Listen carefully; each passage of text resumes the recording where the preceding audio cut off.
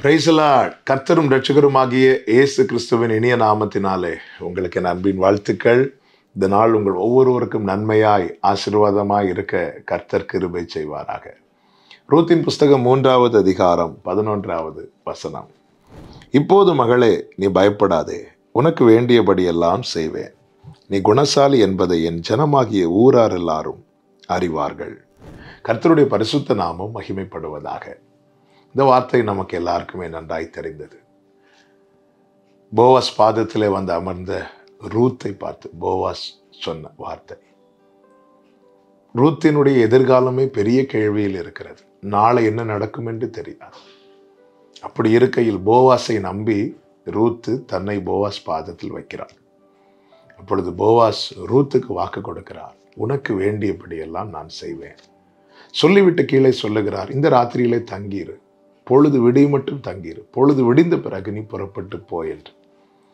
அந்த வார்த்தையை நம்பி ரூத் என்ன பண்றாங்க அப்படின்னா, 14வது வசனத்துல அவள் விடியற்காலம் மட்டும் அவன் பாதத்தண்டையில் படுத்திருந்து என்று சொல்லப்பட்டிருக்கிறது.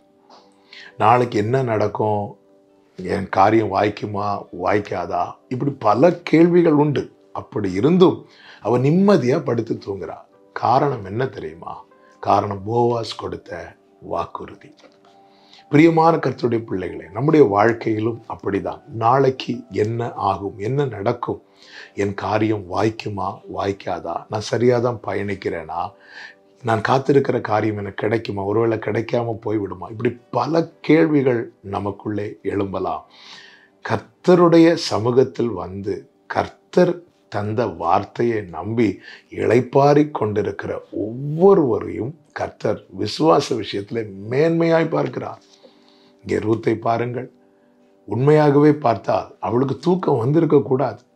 ஐயோ, ஒருவேளை போவாஸ் நாளைக்கு என்ன வேண்டான்னு சொல்லிட்டாருன்னா, எனக்கு நான் செய்ய மாட்டேன்னு சொல்லிட்டாருன்னா, இப்படிப்பட்ட நெகட்டிவ் தாட்ஸ் கண்டிப்பா எல்லாருக்கும் வருமே. ஆனா ரூத்தை பாருங்க, நிம்மதியா படுத்து தூங்குறார். ஏன் தெரியுமா? போவாஸுடைய வார்த்தையை ரூத் நம்பினாள். போவாஸ் சொன்ன வாக்குறுதியை நம்பினாள். கண்டிப்பா போவாஸ் எனக்காக இதை செஞ்சு முடிப்பார்ங்கிற நம்பிக்கை அவளை நிம்மதியா தூங்க வைத்தது. சத்துருக்கள் சூழ்ந்திருக்கும் போதும் தாவீது சொல்லும் வார்த்தை உண்டு, சமாதானத்தோட படுத்து கொண்டு நித்திரை செய்வேன். எப்படி இது சாத்தியமாச்சு? கர்த்தர் பார்த்து கொள்வார். கர்த்தர் என்னோடு இருக்கிறார். மகனை அழைத்து கொண்டு மோரியா மலைக்கு போகிறார். உண்மையாகவே அங்கு பதட்டத்தோடும் கண்ணீரோடும் போக வேண்டிய பாதை. ஆனால் பதறாமல் புறப்பட்டு போகிறான் ஆபிரகாம். என்ன நம்பிக்கையில தெரியுமா? கர்த்தர் பார்த்து கொள்வார். என்னை கேட்டுக்கொண்டிருக்கிற அன்பு சகோதரா சகோதரி, அவரால் போஷிக்கப்பட்டு பாதுகாக்கப்பட்டு அவரால் மீட்கப்பட்டு அவருடைய செட்டையின் கீழே கொண்டு வரப்பட்டிருக்கிறோம். கர்த்தர் நம்மோடு பேசின வார்த்தைகளை நம்பி நிம்மதியா இருங்க, காத்திருங்கள், நம்பி காத்திருங்கள்.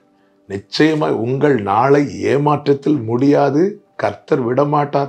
ஒரு போவாசே தான் சொன்ன வார்த்தை நிறைவேற்ற வேண்டும் என்பதற்காக மறுநாள் காலையிலே புறப்பட்டு ஒரு பெரிய கூட்டத்தை கூட்டி ரூத்தை சொந்தமாக்கினான் என்றார்.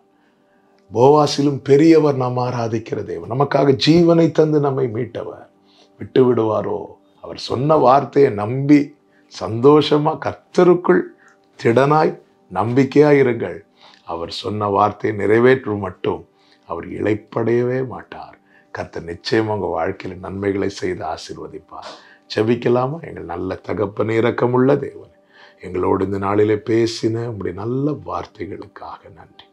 எஸ் லார்ட், உங்க வார்த்தை தான்ப்பா எங்களை வாழ வைக்கிறது. நிறைவேற்றுவிருக்கிற நம்பிக்கையில தொடர்ந்து காத்திருக்க முன்னேற கிருபை தாரும். இயேசுவின் நாமத்தில் பிதாவே, ஆமென்.